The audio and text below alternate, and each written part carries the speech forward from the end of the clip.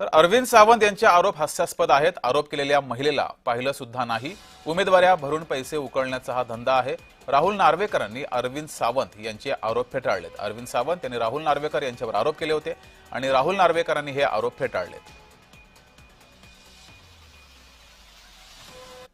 दस्तूर खुद्द या विधानसभेचे अध्यक्ष राहुल नार्वेकर यांच्या त्यांच्या भावाला बिनविरोध करण्यासाठी जे काय प्रयत्न त्यांनी केले त्यापेक्षा मी बोलण्यापेक्षा आपण प्रत्यक्षात तेजल पवार यांच्या मुखातून ही सगळी घटना ऐकून घ्यावी असं मला वाटतं।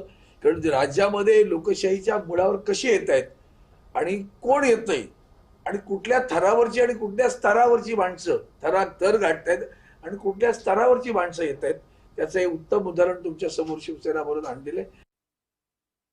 पीए मला समजवत होते की तुम्ही फॉर्म मागे घ्या, तुम्हाला चांगली ऑफर आहे, ही अपॉर्च्युनिटी चांगली आहे, तुम्ही कधी एवढे पैसे कमवणार, एक दोन लाख रुपये तर तुमचे असेच खर्च होणार, तुम्ही तसे पण अपक्ष आहात, अपक्षाला कोणी वोट देत नाहीत आणि आमचा पक्ष खूप मोठा आहे, तर तुम्ही तसेही हारणार आहात आणि आम्ही जिंकणार आहोत। तर मी बोलली मला मान्य आहे, मी हारेल या जिंकेल ते माझं मला ठरवू देत की मला फॉर्म मागे घ्यायचा आहे की नाही घ्यायचा आहे, तुम्ही नका सांगू मला। तर या आरोपांना राहुल नार्वेकर यांनी काय उत्तर दिलंय ते पाहूयात।